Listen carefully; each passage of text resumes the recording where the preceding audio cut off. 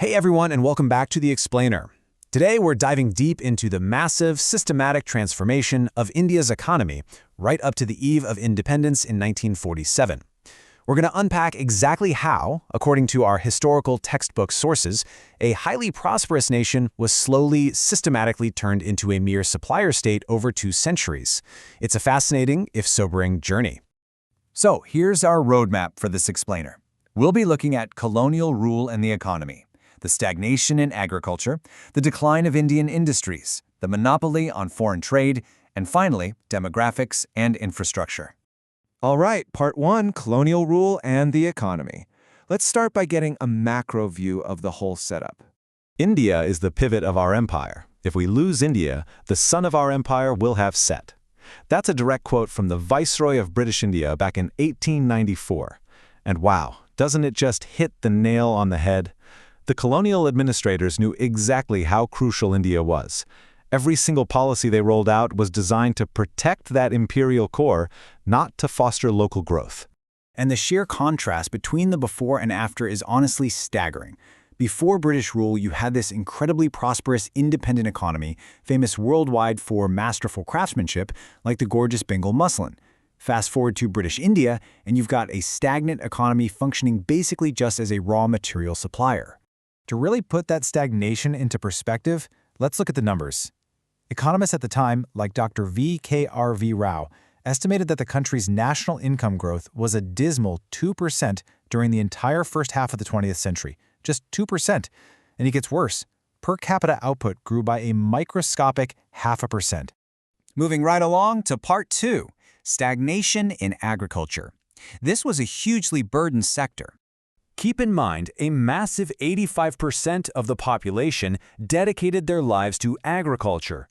But despite all that manpower and endless toil, the sector faced terrifying stagnation and insanely low productivity. All that human effort literally just wasn't translating into economic growth. And this wasn't for a lack of hard work. The root of the problem was the oppressive land settlement systems. Take the zamindari system, for example.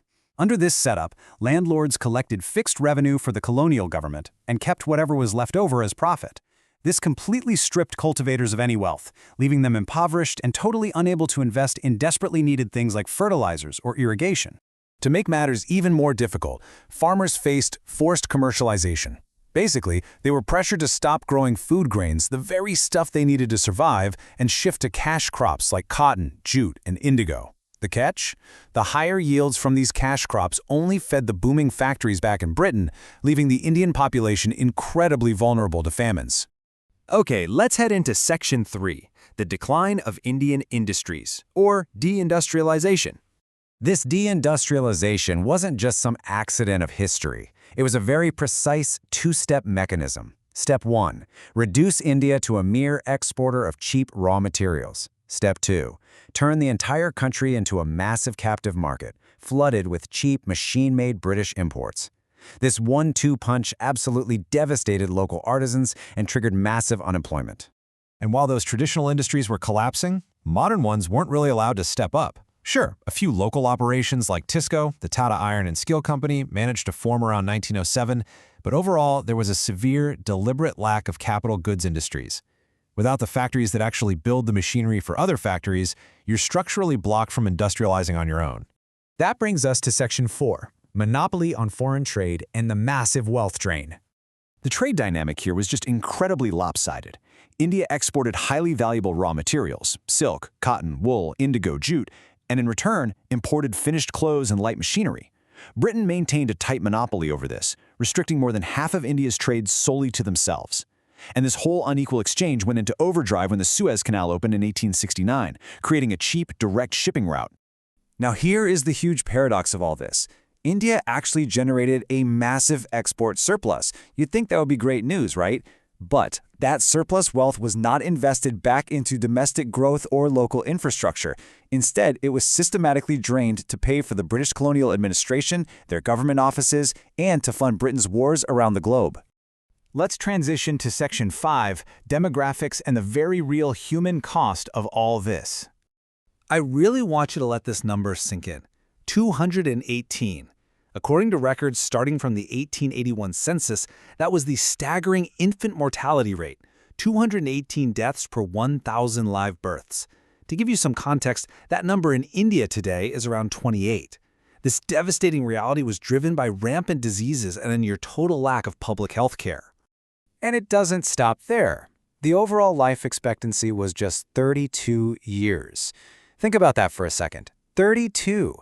That single metric alone really highlights the severe, inescapable poverty and systemic neglect that gripped the majority of the population back then. Finally, let's unpack demographics and infrastructure illusion versus reality. There is a pretty common assumption that the introduction of modern infrastructure was this benevolent gift to the public. But reading the historical text objectively, we've got to ask, who were these railways and roads actually built for? Well, the historical evidence is pretty clear. These projects were not built as public amenities. Roads were primarily constructed for mobilizing the British Army within India and for dragging extracted raw materials out of the countryside to the ports. Even those highly expensive telegraph systems were essentially just put in place to maintain law and order and protect imperial interests. This is the ultimate paradox of colonial infrastructure. Yes, the introduction of railways in 1850 broke down geographic barriers, but they simultaneously and disastrously accelerated the commercialization of Indian agriculture. They disrupted local village economies and funneled resources overseas at unprecedented speeds. So, as the sun finally set on British rule, this was the stark reality left behind. A stagnant agricultural sector, a hollowed-out industrial base, and a severely impoverished demographic. I want to leave you with this huge question. How does a newly independent nation in 1947 plan a future from a completely drained, impoverished, and stagnant economy? It's an absolutely monumental task that those early planners had to face. Thanks for joining me for this explainer, and remember to keep seeking out the deeper context behind the history.